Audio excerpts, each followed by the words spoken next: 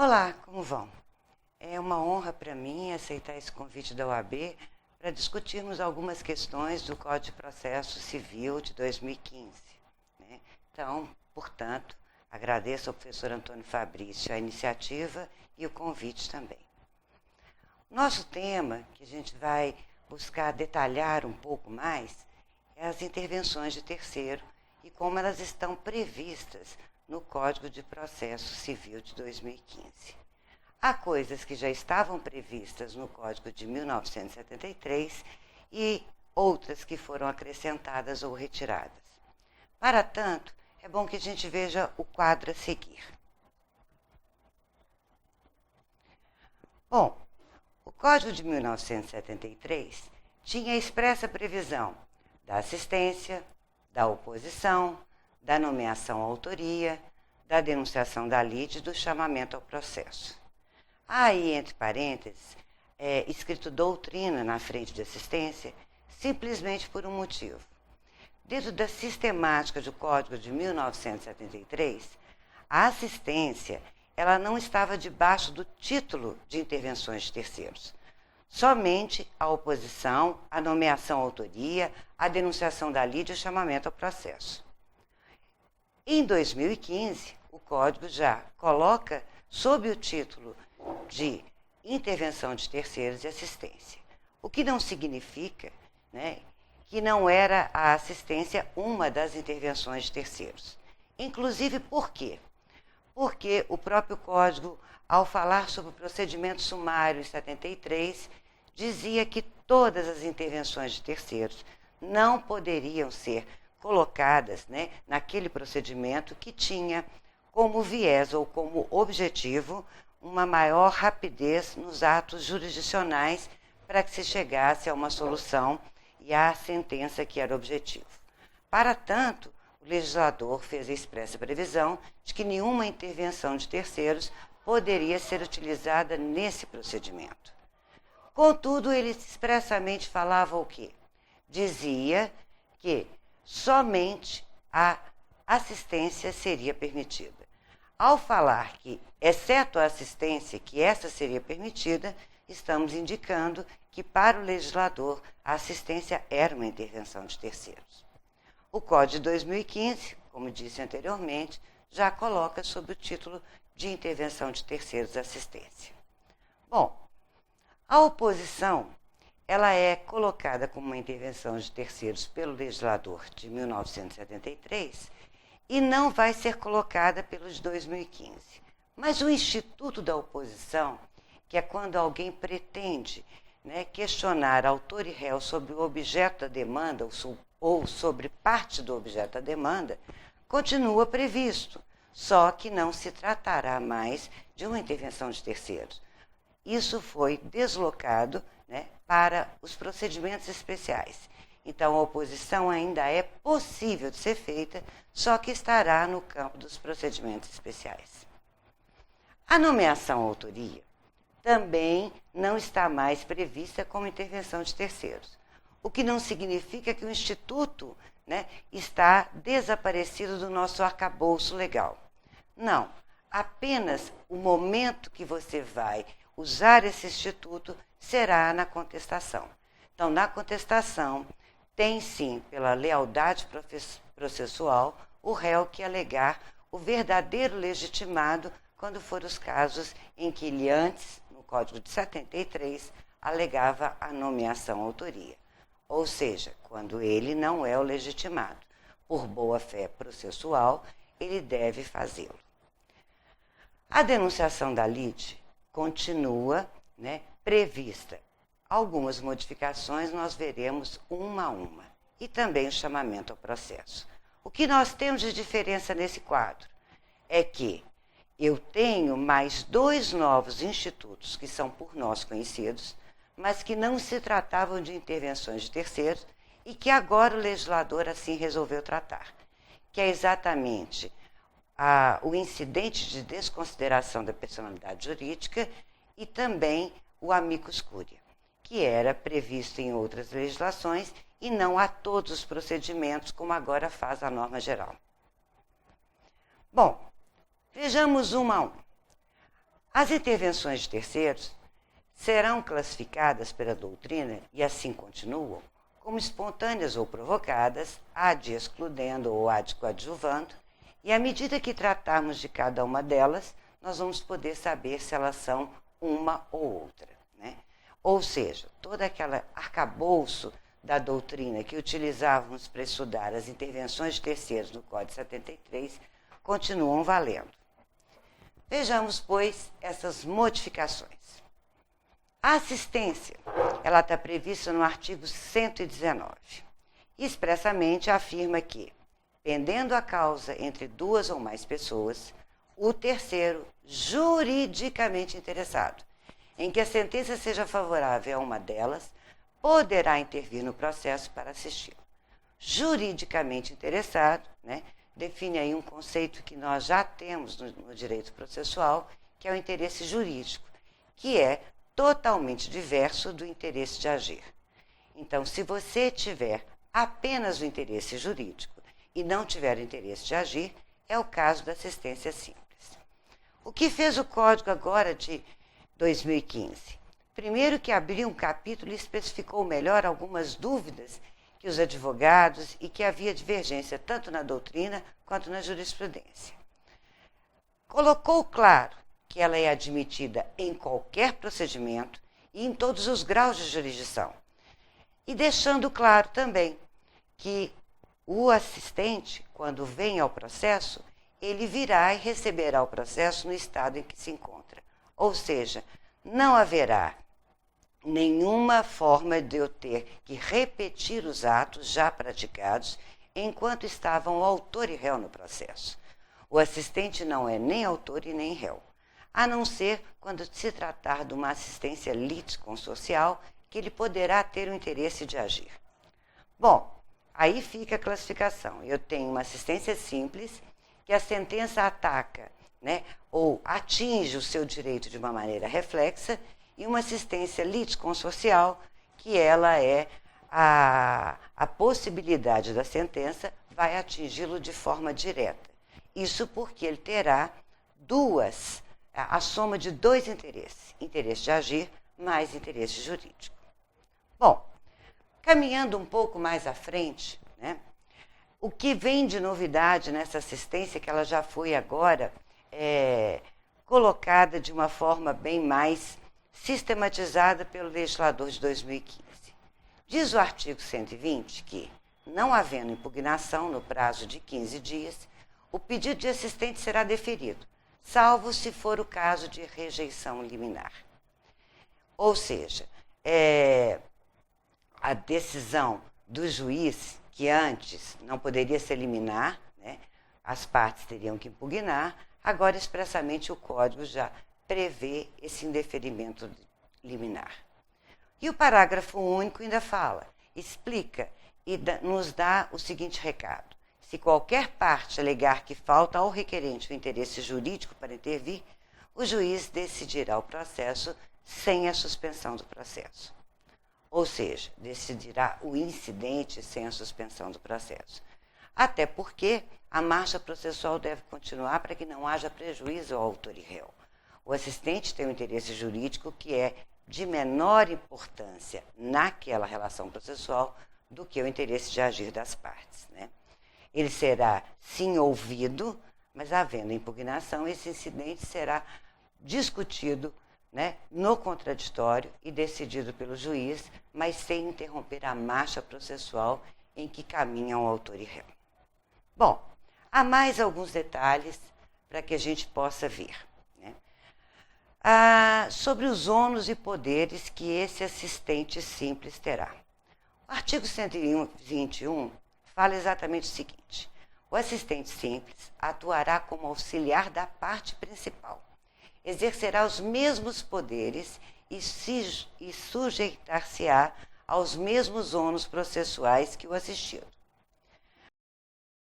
Uma modificação importante que ocorreu no Código de 2015 é sobre a responsabilidade desse assistente.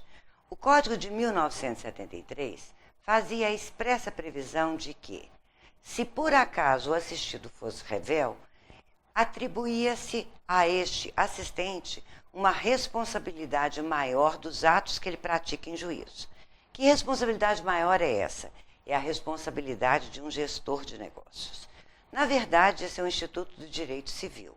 O Código de 2015 preferiu colocar um nome técnico relacionado ao direito processual e deu a esse assistente que vem ao processo e no qual o assistido não está, que está revel, né, a condição de substituto processual, dando a ele a responsabilidade pelo ato processual praticado.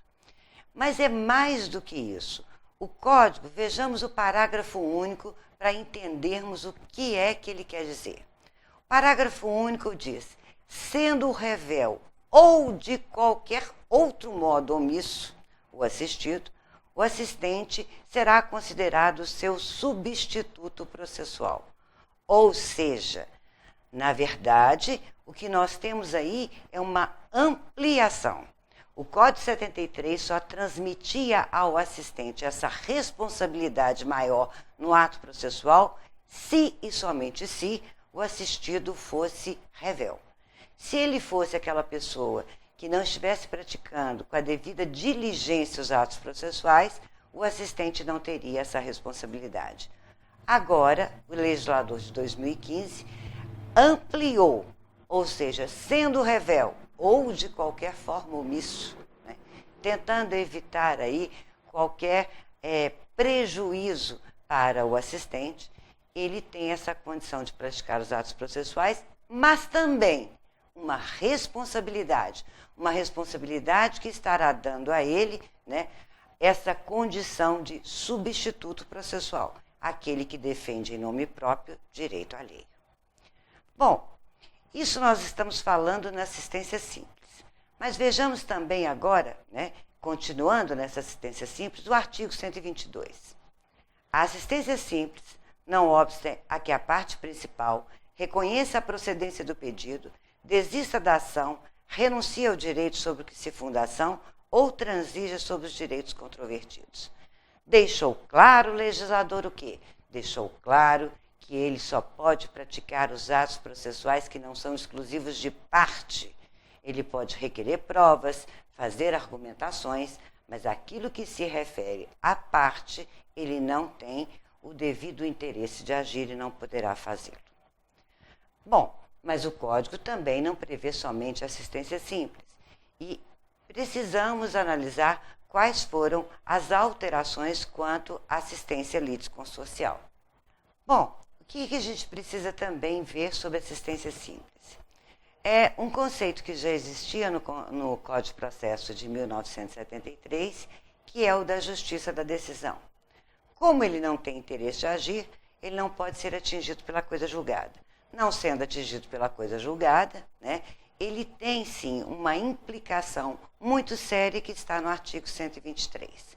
Então, nos diz o legislador: transitada em julgada a sentença no processo em que interveio o assistente, este não poderá, em processo posterior, discutir a justiça da decisão, salvo se alegar e provar que, pelo estado em que recebeu o processo, ou pelas declarações e pelos atos do assistido, foi impedido de produzir provas suscetíveis de influir na sentença. Inciso 2. Desconhecia a exigência das alegações ou de provas das quais o assistido, por dolo ou culpa, não se valeu. Ou seja, na verdade aqui nós temos uma eficácia preclusiva. Ele deveria ter alegado e ele é atingido por essa justiça da decisão. Não equivale ao conceito de coisa julgada, mas é uma eficácia preclusiva, porque também nós temos que no artigo 506 a expressa previsão de que a sentença faz coisa julgada para quem é parte, não prejudicando a terceiros. No entanto, pela sua situação de estar no processo, de estar tentando que a sentença seja favorável àquele que ele assiste, nós temos aí uma responsabilidade que ele deve arcar com ela e depois também não poder reclamar do que ficar decidido, já que ele, nesse procedimento em contraditório, né, construiu essa sentença também, através dos seus argumentos, das provas que levou, ele influenciou. E esse contraditório de influência é o que vai gerar a decisão judicial que será colocada nesse Estado democrático de direito. Bom, continuando, vamos ver o que o legislador fez mais previsões ainda, né, quanto ao campo da assistência, mas agora quanto ao campo da assistência litisconsorcial. A assistência litisconsorcial está prevista no artigo 124, e aí diz expressamente: considera-se litisconsórcio da parte principal o assistente sempre que a sentença influir na relação jurídica entre ele e o adversário do assistido. Né? Ou seja, na verdade, ele também tem uma relação jurídica e, portanto, essa relação jurídica o faz parte de alguma outra ação, como por acaso o denunciado alite, que reconhece o seu dever de regresso, né? E aí ele passa a ajudar o denunciante na ação que ele tem, que está proposta contra o réu. Ou, se ele for o denunciado pelo réu, ajudar o réu na sua ação frente, né, ao autor. Bom, vimos aqui que a assistência ela continua nos mesmos moldes. Apenas tivemos uma melhor técnica quanto à responsabilidade jurídica do nosso assistente, porque ele não é mais um gestor de negócios, mas ele é um substituto processual, aquele que defende em nome próprio direito alheio. Passando à frente, vejamos as demais intervenções de terceiros que estão previstas pelo legislador de 2015. Logo após ele fazer a expressa previsão da assistência, o legislador começa a falar da denunciação da lide. E aí, o artigo 125 vai dizer: é admissível a denunciação da lide. Esse é admissível está aí destacado para vocês. Por quê? Porque antes o Código de 73 tinha duas categorias de denunciação da lide: a obrigatória e a facultativa. Isso já gerou, tanto na doutrina quanto na jurisprudência, uma divergência muito grande. Isso porque não era unânime aquela definição de que a denunciação da lide teria que ser obrigatória, sob pena daquele que não a fez perder o seu direito. Então, agora o legislador deixou claro: é admissível, então não mais é obrigatória.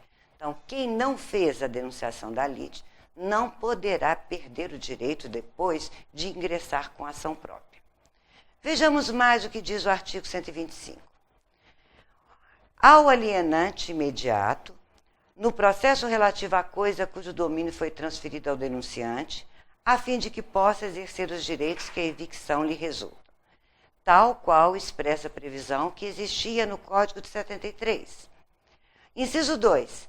Aquele que estiver obrigado, por lei ou pelo contrato, a indenizar, em ação regressiva, o prejuízo de quem for vencido no processo. Mas há a retirada de uma hipótese, ou seja, a denunciação da lide no Código de 73 tinha mais uma hipótese, que era ao proprietário ou ao possuidor indireto, quando por força da obrigação do direito, em casos como do usufrutuário ou do credor pignoratício, do locatário, o réu, citado em nome próprio, exerça a posse direta da coisa demandada. Essa hipótese foi retirada. Então, nós podemos denunciar a lide somente nos casos de evicção e aquelas ações que a gente entende como antecipação de regresso com alguém que tem o dever de indenizar, né, e que deverá cumprir com esse dever em razão do contrato ou em razão da lei. Mas, deixando claro, nós não estaremos mais diante de denunciações da lide de forma obrigatória, tá? Mas tem mais algumas mudanças na denunciação da lide que vão alterar a nossa forma de ver este instituto. Especialmente na evicção, às vezes eu tinha uma cadeia de vendedores e isso ia nos prejudicar um pouquinho no desenvolvimento dos atos processuais. Vejamos.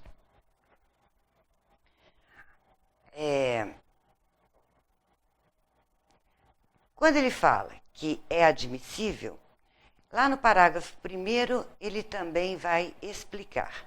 O direito regressivo será exercido por ação autônoma quando a denunciação for indeferida, quando deixar de ser promovida ou não for permitida. Por que eu abri esse parágrafo 1º, né, para explicar para vocês? Para dizer que posso pedir a denunciação da lide e ela tiver sido indeferida, posso não ter promovido ou ela não foi permitida.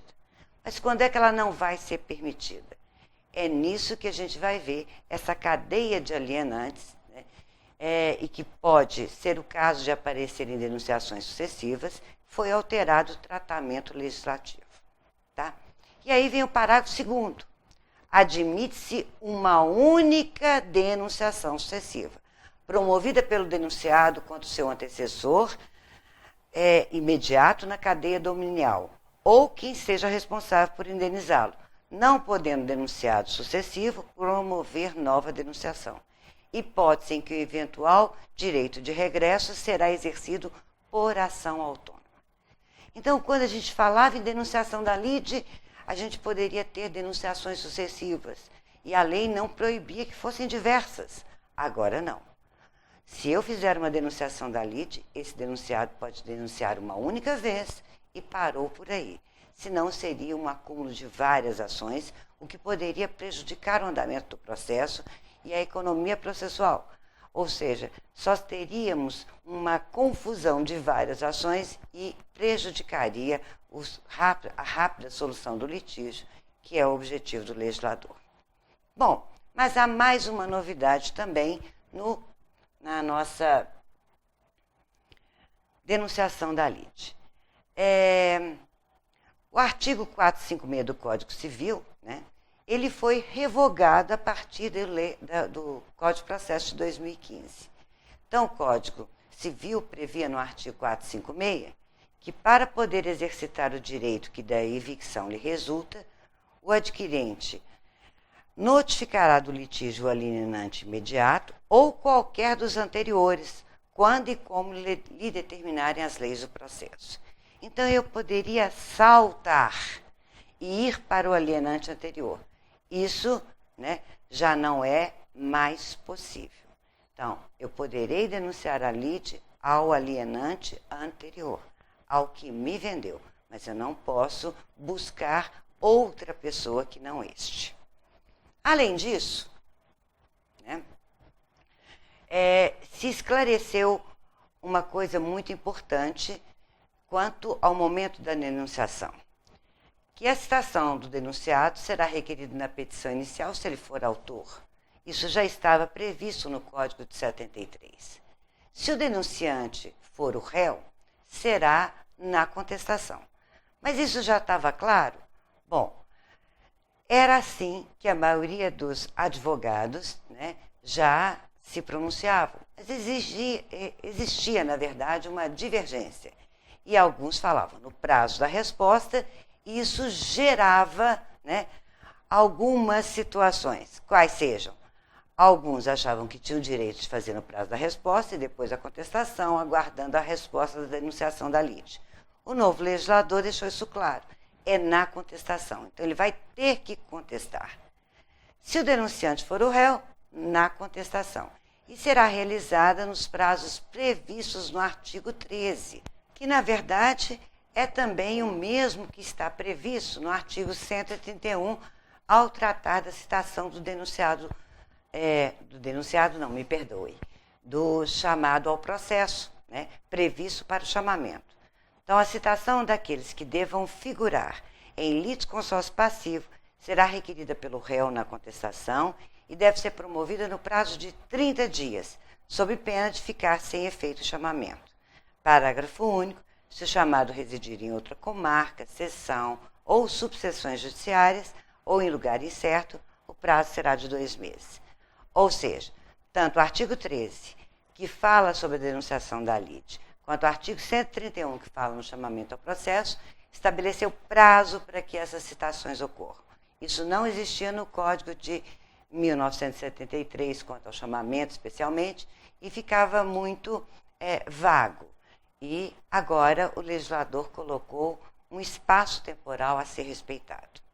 Bom, seguindo, né,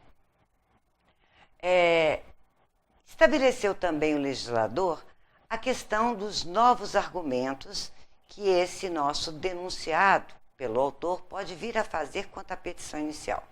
Já sabíamos disso, já falávamos sobre isso no Código 73, né? Mas ele colocou exatamente assim no artigo 127. Feita a denunciação da lide, o denunciado poderá assumir a posição de litisconsórcio do denunciante e acrescentar novos argumentos à petição inicial, procedendo-se em seguida à citação do réu. O que difere do Código de 73? O Código de 73 falava em aditar inicial, então dando a entender que não só a causa de pedir ou pedido pudessem ser alterados. Agora não, ele é um terceiro, e esse terceiro pode somente acrescentar novos argumentos à nossa inicial, né, e para que depois seja citado o réu. Mas ele não pode aditar a inicial quanto ao pedido. Pode fundamentação jurídica ser muito mais bem elaborada por esse denunciado, ser acrescida, e aí o réu já ser citado com essa nova petição inicial agora, né, e os acréscimos feitos pelo denunciado. Bom, caminhando um pouco mais, né, nós temos a expressa previsão do artigo 128. Se foi feita a denunciação pelo réu, nós temos, se o denunciado contestar o pedido formulado pelo autor, o processo prosseguirá tendo, na ação principal em litisconsórcio, denunciante e denunciado. E no Código de 73, esse inciso era se o denunciado aceitar e contestar o pedido, né? Ou seja, agora se o denunciado contestar o pedido formulado pelo autor, ele não precisa aceitar a denunciação. A visão do Código de 2015 é, se você está contestando, é porque você aceitou. Existe aí uma aceitação tácita no momento em que você contesta. Partindo mais um pouco, né, vamos pensar como fica a revelia ou a confissão do denunciado pelo réu. Nós temos dois incisos que vão tratar sobre isso. Se o denunciado for revel, o denunciante pode deixar de prosseguir com a sua defesa, que foi eventualmente oferecida, abster-se de recorrer, restringir a sua atuação à ação regressiva. Bom, isso não era o que estava previsto no Código de 73. No Código de 73, se o denunciado fosse revel, era obrigação desse denunciante continuar e prosseguir a defesa até o final. Agora não. Se ele for revel, o denunciante pode deixar de prosseguir com a sua defesa e abster-se de recorrer. No inciso 3, vai colocar, se o denunciado confessar os fatos alegados pelo autor na ação principal, o denunciante poderá prosseguir com a sua defesa ou, aderindo a tal reconhecimento, pedirá apenas a procedência da ação de regresso, né? Ou seja, a confissão no Código de 73 do denunciado também permitia ao nosso denunciante, né, que ele prosseguisse na defesa. Agora ele não precisa mais, permitia não, falava que ele deveria prosseguir na sua defesa. Agora, tanto na revelia quanto na confissão, o nosso denunciante vai ficar numa situação muito melhor, já que ele não precisa prosseguir, ele já tem a ação de regresso, que era o seu objetivo ao final. Bom, quanto ao cumprimento da sentença, né, há um alcance maior também. O artigo 128, parágrafo único, vai estabelecer que a parte adversa poderá buscar, né, a satisfação no cumprimento da sentença do denunciado. Ou seja, parágrafo único do artigo 128. Procedente o pedido da ação principal, pode o autor, se for o caso, requerer o cumprimento da sentença também contra o denunciado, nos limites da condenação regressiva. Isso não era possível no Código de 73. O autor, né, o autor não tinha essa ligação jurídica com o denunciado pelo réu. Então, ele só poderia fazê-lo no chamamento ao processo, que aí sim, diante dessa relação jurídica pré-existente anteriormente, ele poderia buscar o chamado no cumprimento de sentença. O legislador de 2015 ampliou. Então, o autor, quando o réu denunciar a lide, né, e essa denunciação da lide coloca, então, um terceiro dentro do processo, que pode ser, sim, cobrado no cumprimento da sentença pelo autor, independente de com ele não ter nenhuma relação jurídica, que a sua relação jurídica seria somente com o denunciante. Isso já é um ganho, né? Um ganho muito grande, um ganho extremo, porque nos casos em que não fosse chamamento, eu não conseguiria chegar diretamente àquele que às vezes poderia, em condições econômicas melhor, satisfazer a obrigação. Bom, continuando o nosso passeio, né, pelas intervenções de terceiros, chegamos ao julgamento.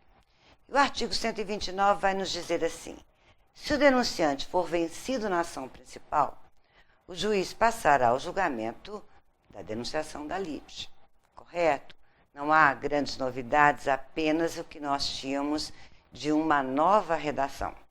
O Código 73, que houve de ano, né, ele falava exatamente na sentença que julgar procedente a ação. Parágrafo único desse artigo 129, se o denunciante for o vencedor, a ação de denunciação não terá o seu pedido examinado, sem prejuízo, e aí sim, da condenação do denunciante ao pagamento das verbas de sucumbência em favor do denunciado.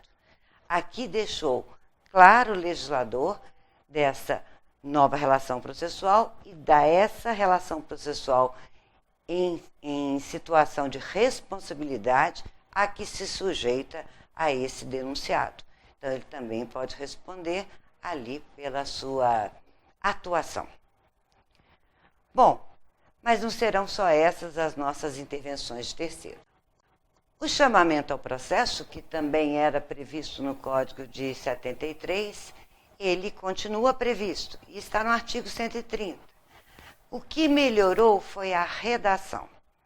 É admissível o chamamento ao processo requerido pelo réu, inciso 1, do afiançado na ação em que o fiador for réu, inciso 2, dos demais fiadores na proposta contra um ou algum deles. E aí o Código 73 tinha uma redação pior, apenas um deles, né?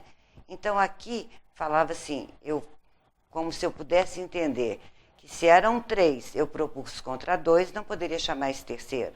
Não, posso ter sido proposta contra um ou contra algum deles. Houve uma melhora na redação do Código quanto a essa possibilidade de chamamento. E no inciso 3, ele coloca: dos demais devedores solidários, quando o credor exigir de um ou de alguns o pagamento da dívida comum. No mais, o que altera aqui no chamamento é exatamente o que nós falávamos da citação, né?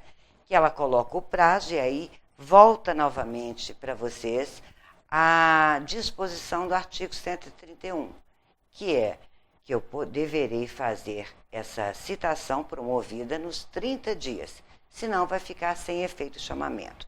O objetivo do legislador aqui é qual? O objetivo é de que esse processo não fique parado. Já haverá, né, para o autor que ingressou em juízo, um prejuízo, porque mais uma parte está vindo ao processo, uma parte que ele não colocou, que ele teve a opção de fazê-lo, porque com ele mantinha a relação jurídica, mas ele não fez, e que agora ele teria que ficar esperando esse movimento do réu pela citação de chamado. Agora há um prazo, e esse prazo está colocado aí de 30 dias, sob pena de ficar sem efeito de chamamento. E no parágrafo único esclarece: se o chamado residir em outra comarca, seção ou subseção judiciária, ou em lugar incerto, o prazo será de 2 meses, em razão das dificuldades, né, por se tratar de um num novo local. Ok.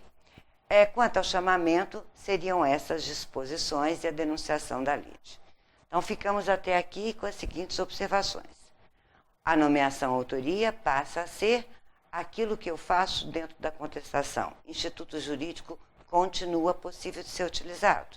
Oposição é aquela ação que eu posso propor dentro de um procedimento especial, toda vez que autor e réu discutem um objeto da demanda que, em parte ou no todo, me pertence.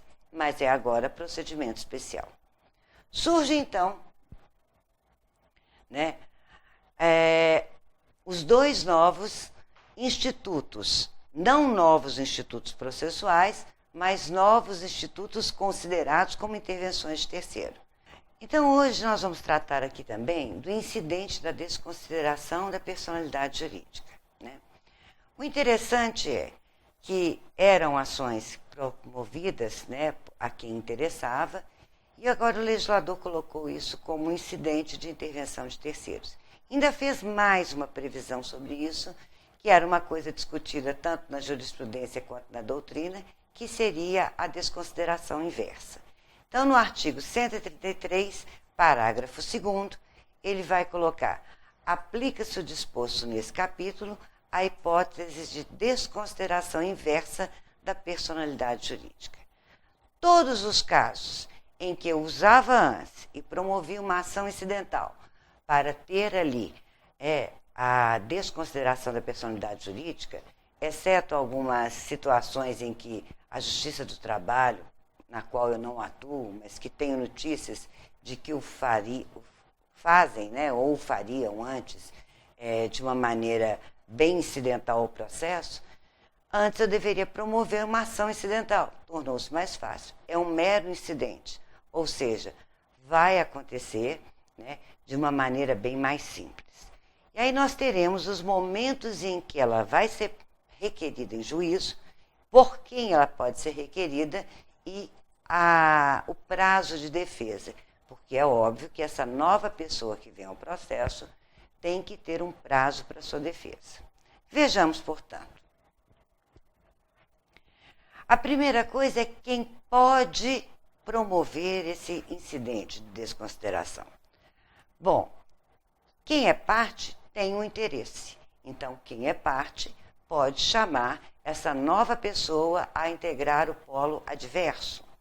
E também o Ministério Público, quando ele atuar como custos legis ou fiscal da lei.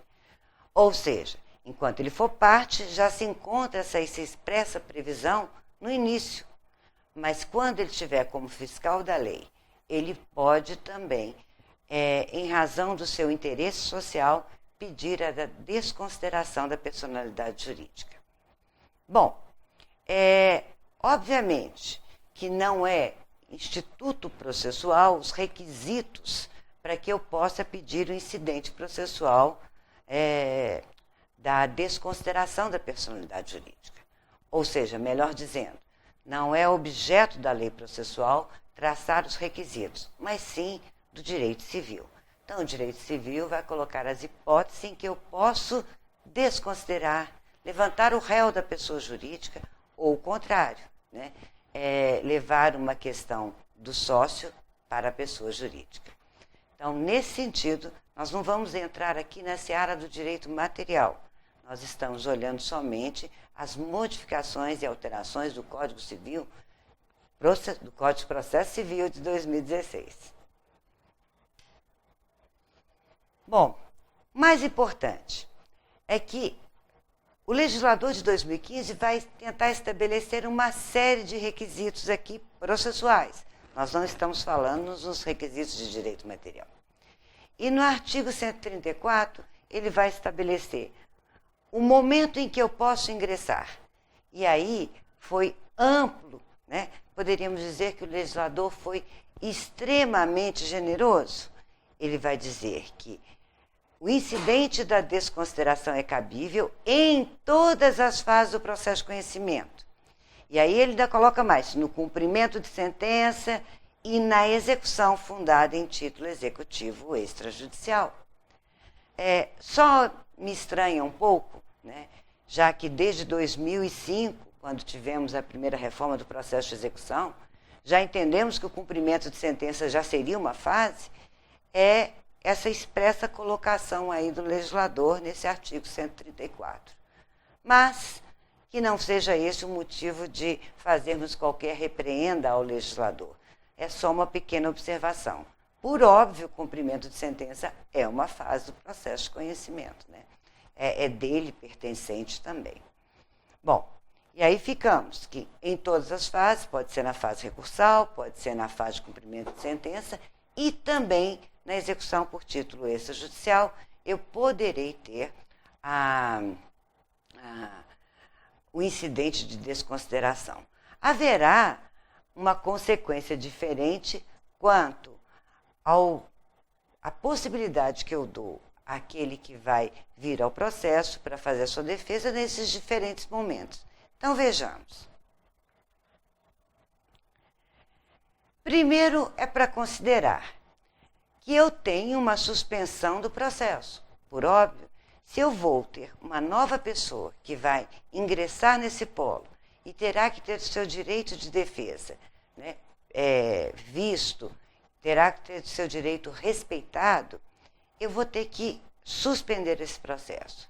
Mas deverei levar em consideração que, se o momento em que foi peticionada essa desconsideração foi na petição inicial, torna-se sem qualquer efeito esse artigo 134, parágrafo 3º. Ou seja, não haverá a suspensão do processo se esse incidente foi requerido na petição inicial. Ou seja, nós já teremos o deferimento pelo juiz e a citação junto com o réu que já estava compondo aquela relação processual sem qualquer discussão, sem necessitar de uma decisão jurisdicional.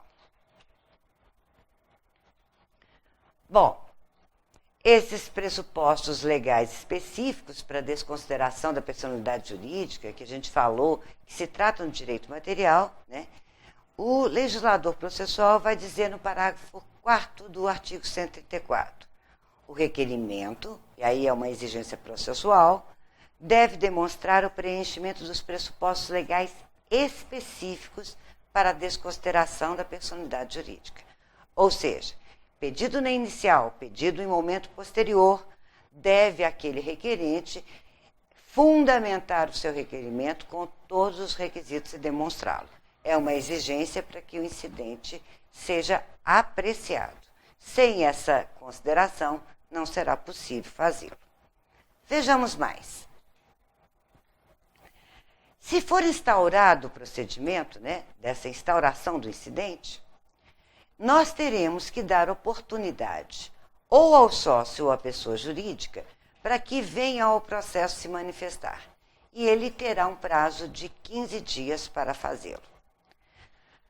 Depois dessa manifestação, aí o artigo 136 vai nos dizer: concluída a instrução, se necessária, né, que eu poderei ter que fazer provas sobre sobre os requisitos materiais dessa desconsideração, o incidente será resolvido por uma decisão interlocutória. Se é decisão interlocutória, né, é verdade que caberá o agravo, né, e agravo de instrumento, porque todas as intervenções de terceiros que são decididas, contrárias à parte que as requereu, poderá fazê-lo através do agravo de instrumento. Mas como a gente viu que eu posso ter esse requerimento de incidente em toda e qualquer fase do processo, se ela estiver na fase recursal, eu vou me remeter ao parágrafo único, que vai dizer que se a decisão for proferida pelo relator, cabe agravo interno. Então, quanto ao procedimento, haverá-se prazo para este novo ingressante responder com os 15 dias e aí começar a participar do processo, se a decisão for pelo deferimento da sua inclusão. Lembrando que caberá recurso nessa decisão, ou por agravo de instrumento, se em fase não recursal, ou no agravo interno, se por acaso estiver na fase recursal. Passando adiante, né, nós teremos o efeito, ou seja, Quando você vai requerer a desconsideração da personalidade jurídica, né, a parte vai conseguir o que está escrito no artigo 137. Acolhido o pedido de desconsideração, a alienação ou a oneração de bens havida em fraude à execução será ineficaz em relação ao requerente. Então, não é o momento da citação que vai marcar essa fraude à execução. É o momento em que eu tenha que ele foi pedido de desconsideração, foi acolhido. Então, qualquer alienação ou oneração de bens a partir daquele momento é tido como fraude à execução. Bom, partindo, né, para a última das intervenções de terceiros, nós temos o amicus curiae, que era uma figura que já conhecíamos em ações ditas de maior relevância social, né? E, no entanto, agora o legislador resolve democraticamente colocá-lo em todo e qualquer procedimento.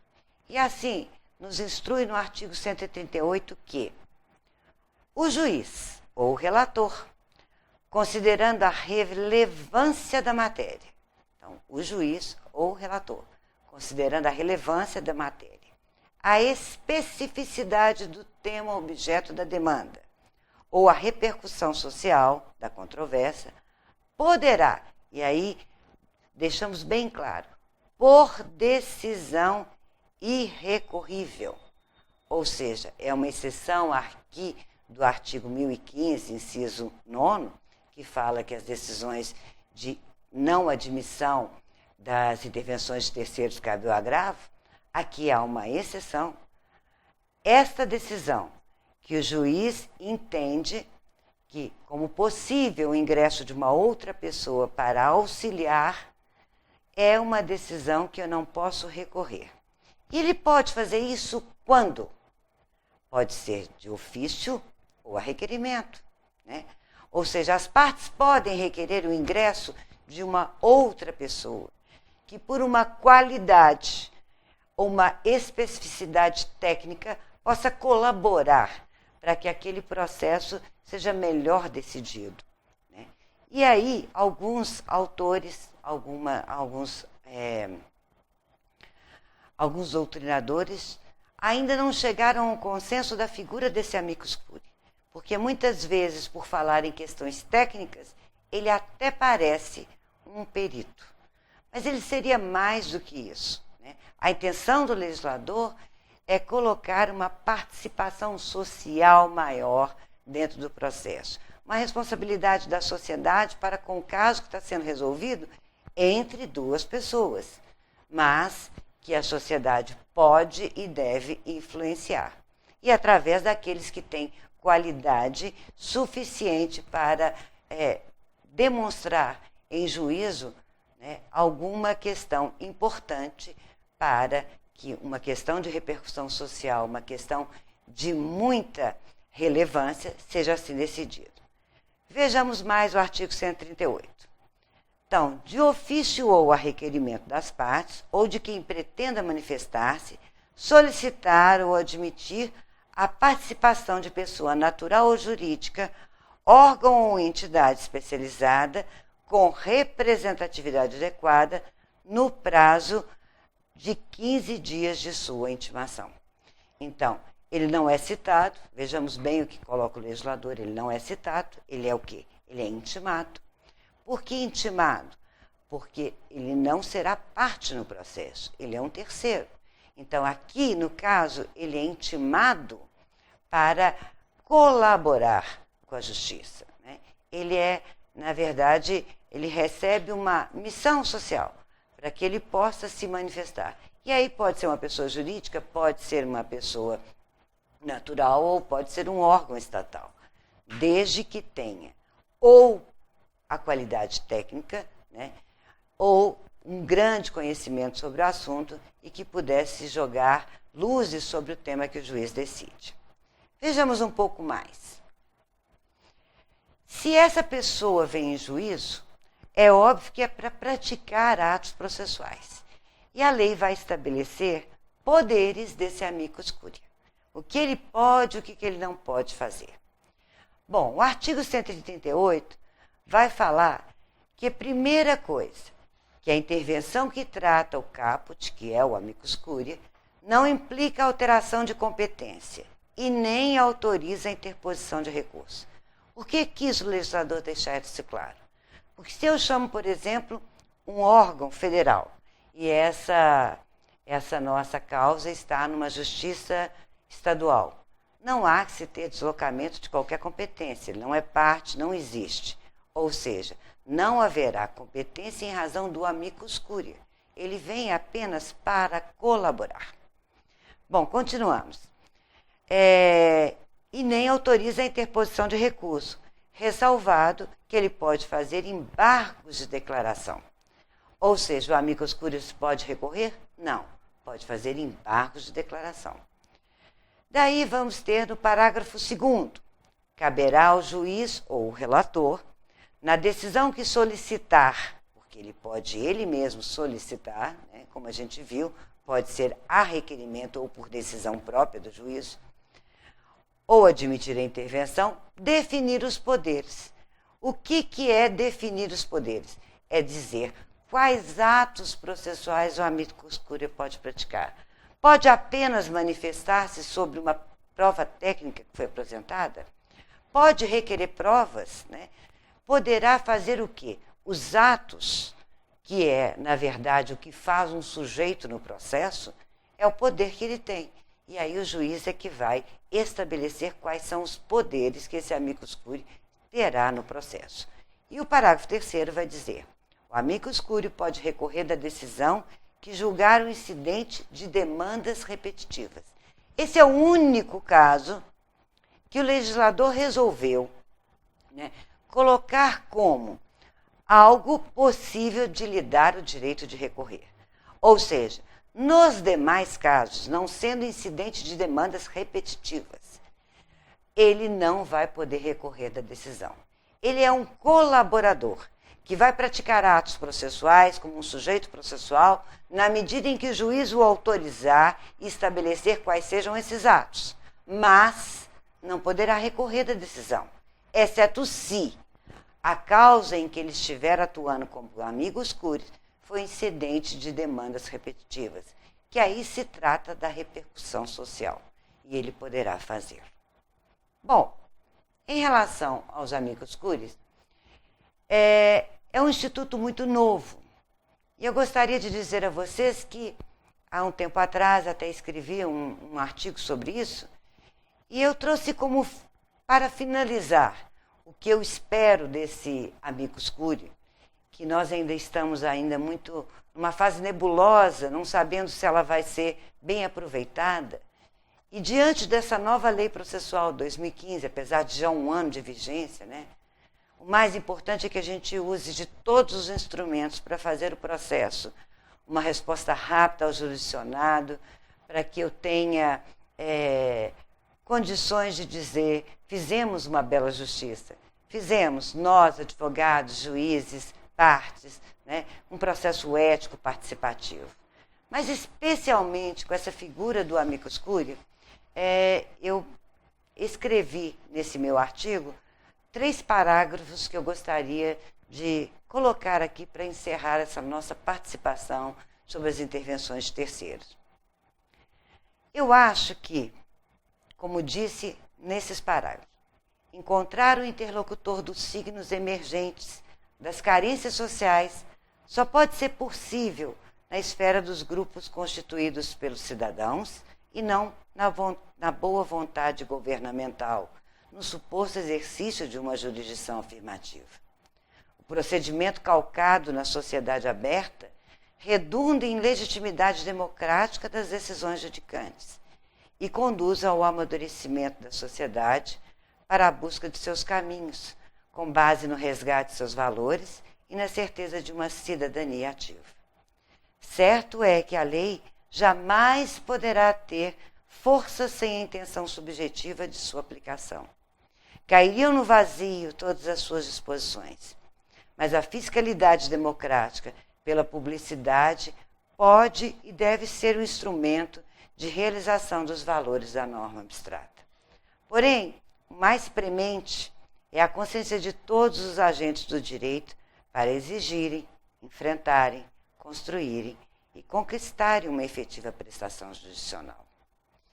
E é nessa perspectiva que essa última intervenção de terceiros, ainda muito nebulosa de que ela será utilizada, mas na esperança de que a gente construa, né, esse Estado democrático sonhado e que a gente possa ter decisões judiciais participadas cada vez mais, especialmente contando com a sociedade e querendo ver que isso aconteça de verdade. Eu fico aqui, né, terminando essa minha fala sobre as intervenções de terceiros, deixando claro a vocês que o que veio do legislador nesse Código de 2015 era a melhoria de muita coisa nesse tema sobre intervenções de terceiros, quanto maior especificidade na denunciação, no chamamento, na assistência e a continuidade do Instituto da oposição, da nomeação autoria. A oposição lá no procedimento especial e a nomeação autoria como uma obrigação em razão do dever processual, de lealdade processual, melhor dizendo, do réu para fazê-lo em sua contestação. Agradeço a oportunidade e espero que, de alguma forma, as palavras que tenham sido ditas aqui sejam úteis a vocês. Eu agradeço a atenção que me dispensaram. Obrigada.